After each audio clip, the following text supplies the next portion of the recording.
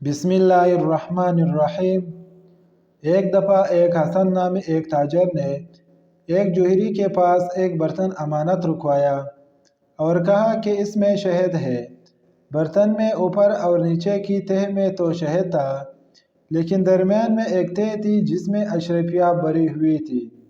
لیکن حسن نے جوہری کو اشرفیوں کے بارے میں نہ بتایا اور شہد کہہ کر اپنی امانت کچھ عرصہ کے لیے رکوائی اور دور دراز کے سفر پر چلا گیا۔ بہت عرصے بعد جب وہ واپس آیا تو جوہری سے اپنی امانت واپس لینے گیا۔ جوہری نے اس کی امانت اسے واپس لوٹا دی اور وہ برتن اسی طرح بند تھا جس طرح حسن نے جوہری کو دیا تھا۔ حسن نے جوہری کا شکریہ ادا کیا اور اپنی امانت لے کر گھر آ گیا۔ لیکن گھر آ کر جب اس نے برتن کھولا تو اس میں سے صرف شہد نکلا اور درمیانی تہہ میں رکھی ہوئی اشرفیاں غائب تھی۔ وہ بہت پریشان ہوا اور جوہری کے پاس گیا، لیکن جوہری نے اس کی بات ماننے سے انکار کر دیا اور کہا کہ تم نے میرے پاس صرف شہد امانت رکوایا تھا جو میں نے تمہیں واپس کر دیا۔ اگر اس کے اندر اشرفیاں بھی تھے تو تم نے مجھے بتایا کیوں نہیں؟ اب تو حسن اور بھی پریشان ہوا اور اپنا مقدمہ لے کر کوتوال کے پاس گیا۔ کوتوال نے جوہری کو بلایا، لیکن جوہری نے وہاں بھی وہی بات کی جو اس نے میرے پاس شہد ہی رکوایا تھا جو میں نے اسے واپس کر دیا۔ کوتوال بھی یہ سن کر چپ کر گیا، کیونکہ جوہری کی بات ٹھیک تھی، لیکن اسے محسوس ہو رہا تھا کہ حسن جھوٹا نہیں ہے۔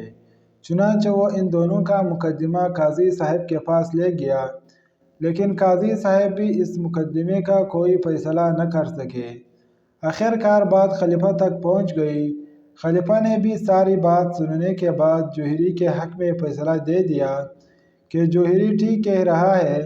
اگر برتن میں اشرفیاں تھے تو حسن کو بتانا چاہیے تھا۔ اس نے شہد امانت رکوایا تھا جو اسے مل گیا ہے۔ حسن افسردہ ہو کر خلیفہ کے دربار سے چلا گیا۔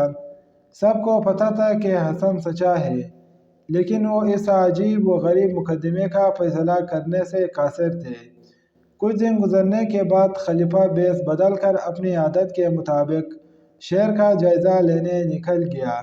ایک جگہ اس نے کچھ بچے کھیلتے دیکھے، جن میں سے ایک خلیفہ بنا ہوا تھا، ایک جوہری اور ایک حسن، اور وہ اسی مقدمے کے بارے میں بات کر رہے تھے۔ خلیفہ رک کر دیکھنے لگ گیا۔ حسن نے اپنا مقدمہ پیش کیا، جوہری نے ماننے سے انکار کر دیا۔ تو خلیفہ بنے بچے نے کہا کہ شاہی حکیم کو بلایا جائے۔ ایک بچہ شاہی حکیم کے روپ میں آیا۔ خلیفہ بنے بچے نے اس سے کہا کہ اس شہد کو چکھ کر بتاؤ کہ پرانا ہے۔ شاہی طبیب نے چکھنے کے بعد کہا کہ یہ شہد تازہ ہے، یعنی زیادہ عرصہ پرانا نہیں ہے۔ خلیفہ بنے بچے نے جوہری بنے بچے سے کہا کہ تم نے اس کا برتن کھولا تھا اور شہد نکالا تھا، اب یا تو تم اس کی یہ کتنا اشرفیہ واپس کر دو یا پھر سزا کے لیے تیار ہو جاؤ۔ خلیفہ یہ واقعہ دیکھ کر بہت خوش ہوا اور واپس اپنے دربار میں جا کر جوہری اور حسن کو طلب کیا اور اسی طرح سے شاہی طبیب کو بلا کر شہد چکھنے کا کہا، تو شاہی طبیب نے بتایا کہ شہد تازہ ہے۔ خلیفہ نے جوہری کو کہا کہ یا تو اشرفیہ واپس کر دو یا پھر سزا کے لیے تیار ہو جاؤ، کیوں تم نے اس کا برتن کھول کر شہد نکالا تھا اور اس کے ساتھ اشرفیہ بھی نکال لی تھی۔ جوہری نے تسلیم کر لیا اور حسن کی اشرفیہ واپس کر دی۔ یوں ایک بچے کی ذہانت سے ایک مشکل مقدمے کا فیصلہ ہو گیا۔ تو یہ رہی آج کی ہماری ویڈیو۔